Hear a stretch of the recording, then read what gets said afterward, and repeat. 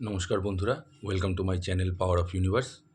আজকে আমি আপনাদের তুলা রাশির মার্চ মাসের রাশিফল সম্পর্কে বলবো এবং ভিডিওটির শেষে আপনাদেরকে একটি উপায় বলে দেবো, যেই উপায়টি আপনারা যদি মেনে চলেন তাহলে অবশ্যই আপনারা অনেকটা বাধা কাটিয়ে উঠতে পারবেন।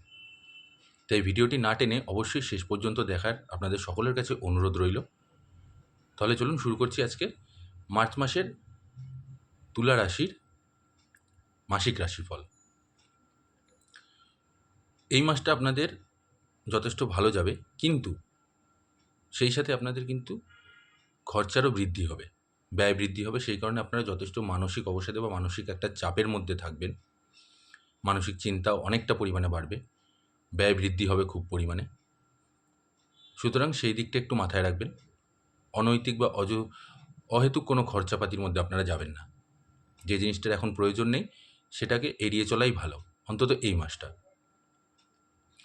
যারা চাকরিরত আছেন তাদের জন্য মাসটা খুবই ভালো। আপনারা আপনাদের সহকর্মীদের সম্পূর্ণ সমর্থন পাবেন এবং সেই সাথে আপনাদের কাজেরও অনেকটা প্রশংসা বাড়বে।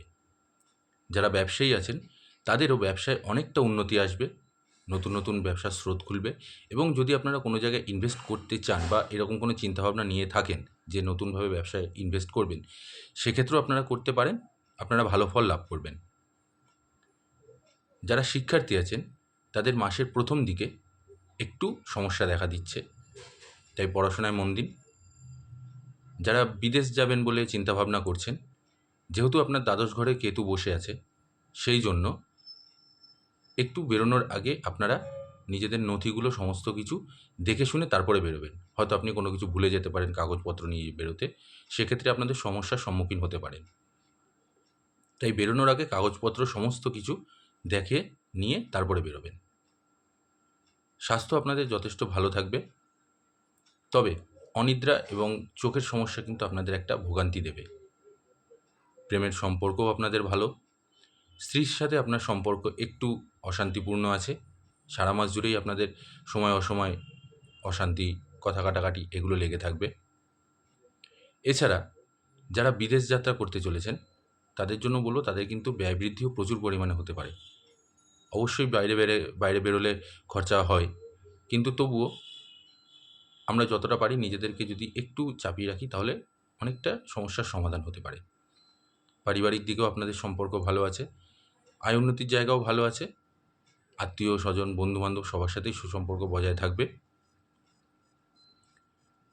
এবার আমি আপনাদের বলবো যে একটি উপায়, যেই উপায়টি যদি আপনারা একটু মেনে চলেন তাহলে দেখবেন আপনাদের কিন্তু এই মাসটা অনেকটা বাধা বিপত্তি কেটে যাবে।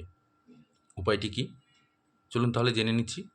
উপায়টি হলো মঙ্গলবার এবং শনিবার, প্রত্যেক দিন তো বটেই, যদি প্রত্যেক দিন করা যায় তাহলে তো খুবই ভালো, কিন্তু মঙ্গলবার আর শনিবার যদি স্নান করে পরিষ্কার বসন পরে বজরংবলীর হনুমান চালিসা পাঠ করবেন, তাহলে দেখবেন আপনারা যথেষ্ট ভালো ফল পাবেন।